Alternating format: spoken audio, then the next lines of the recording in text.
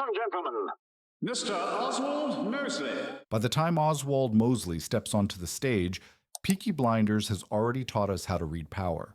We know how deals are made. We know how threats look. We know how violence announces itself. That is why this scene lands so differently. It introduces something that does not follow the rules the show has trained us to expect. The fascist rally is not built on secrecy. It is built on display. Everything about it is visible, loud, and intentional. Flags are placed with care.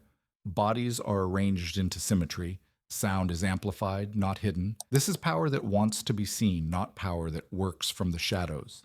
From the start, the atmosphere feels wrong in a way Peaky Blinders has not shown before. This is not a room where deals happen. This is not a street corner waiting for violence. It is a stage designed to produce belief. And belief is harder to control than fear. Mosley understands performance. He does not simply speak, he conducts. His pauses are timed, his gestures are broad. Who last night condemned me in the House as a threat to democracy. He allows silence to stretch just long enough to pull the crowd toward him. This is not a man negotiating. This is a man shaping emotion in real time. What makes this dangerous is how welcoming it looks. Fascism here is not presented as rage first. It is presented as order, clean lines, clear answers, a promise that confusion can be removed if everyone simply agrees on who to blame.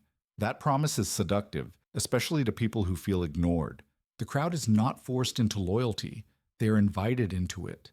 Mosley does not threaten them. He elevates them. Every citizen shall serve the state. He speaks as if they are chosen, as if they see something others refuse to see. This is how ideology recruits. It flatters before it demands. Tommy Shelby watches all of this with a kind of stillness we recognize. But for the first time, that stillness does not translate into control. He understands crime. He understands leverage. He understands fear.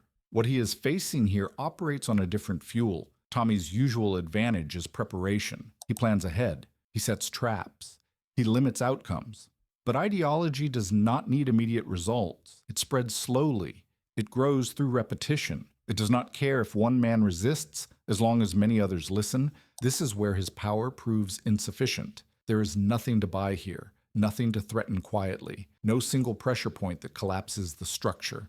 Mosley does not need Tommy's compliance to succeed. That alone makes him dangerous. The rally reframes evil as something communal. In earlier seasons, danger came from individuals or small groups. Here, danger is shared.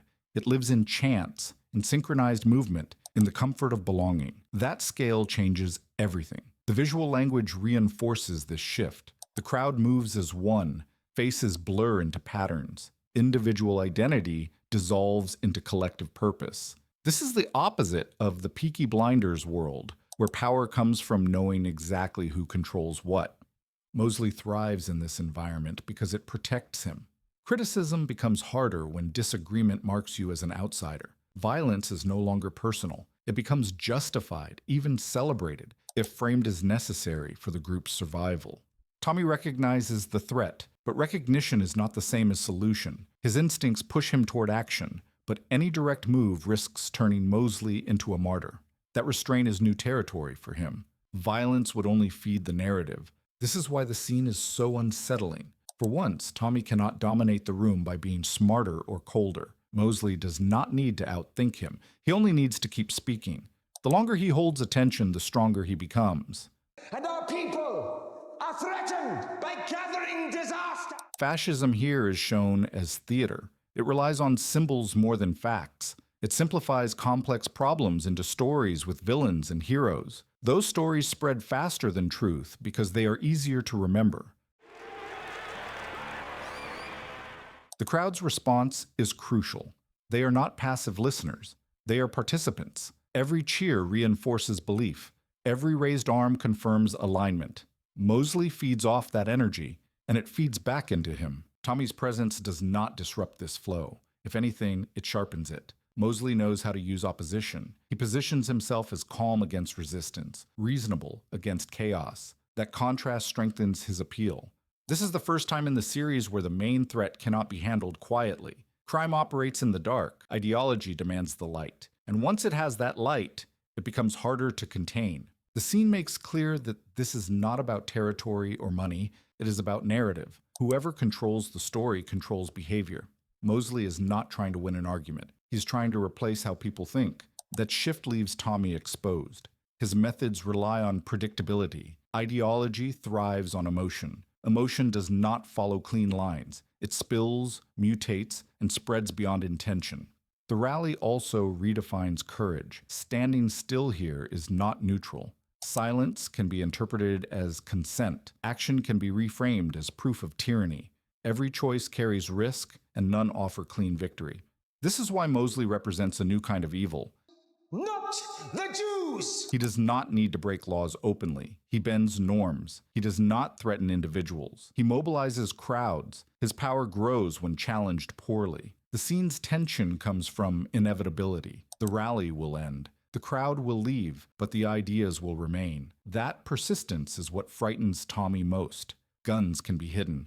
Men can be removed. Beliefs linger. By the end of the scene, nothing violent has happened. And yet, it feels heavier than many killings in the series. That weight comes from understanding that something irreversible has begun. The threat has shifted. It is no longer about who controls the streets. It is about who controls meaning. And meaning, once captured, is harder to take back. Peaky Blinders uses this moment to reset its stakes. The old tools still exist, but they are no longer enough. Tommy Shelby can plan against men. He can outlast institutions. But ideology requires a different fight. This scene does not offer resolution. It offers warning. The kind of evil introduced here does not rush. It waits. It smiles. It invites. And that is why it is the most dangerous enemy the show has presented.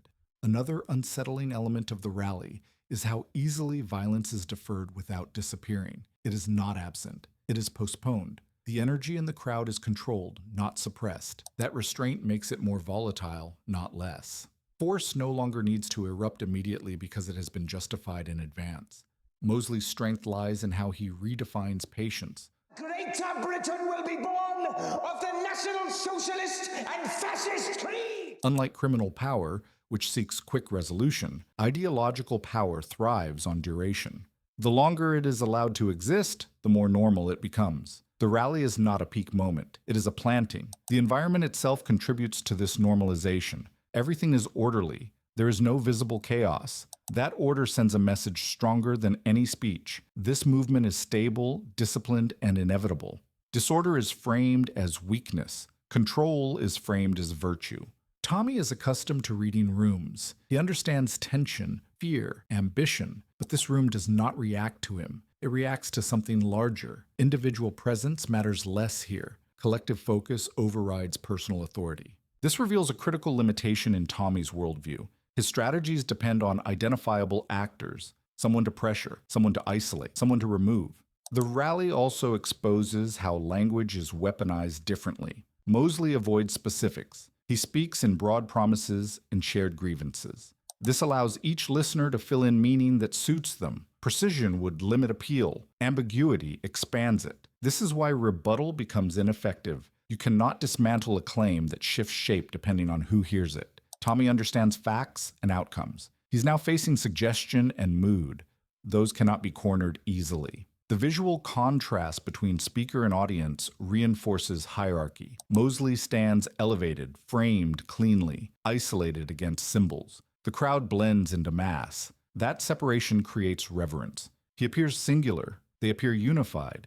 Tommy's intelligence isolates him here rather than empowering him. He sees the danger clearly, but clarity does not grant influence. The people drawn to Mosley are not seeking truth. They are seeking relief from uncertainty. This creates a paradox. The more complex the world becomes, the more appealing simple answers grow. Mosley offers clarity without responsibility, blame without effort, belonging without sacrifice. That exchange is deeply attractive. The rally also marks a shift in how intimidation functions. Threat is no longer whispered privately. It is implied publicly. Those who do not align are marked without being named.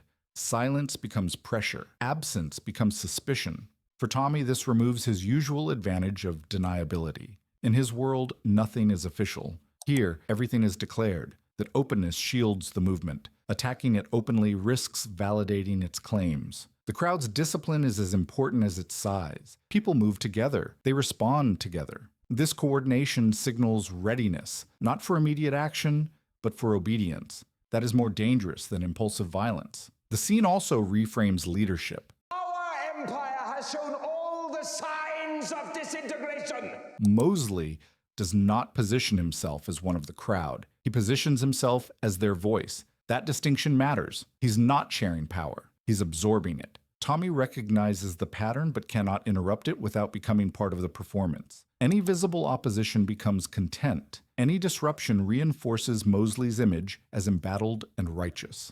This is why the scene feels suffocating. Options collapse. Every path forward strengthens the enemy in some way. Waiting allows growth. Acting creates spectacle. Silence risks normalization. The rally teaches that ideology changes the rules of engagement. Success is not measured in wins or losses, but in momentum. Once momentum exists, direction matters less than continuation. For the first time, Tommy is not ahead. He is present at the beginning of something he cannot fully steer. That awareness unsettles him more than physical danger ever has. The scene closes without closure, because ideology does not conclude neatly. It persists between moments, in conversations afterward, in private thoughts, in altered assumptions. This is the real threat, not the man on the stage, but the ideas that leave with the crowd. Peaky Blinders makes it clear here. The fight ahead will not be won through control alone. It will require understanding a force that grows when opposed incorrectly and strengthens when underestimated. Tommy Shelby has faced many enemies. This one does not need him to fail. It only needs time.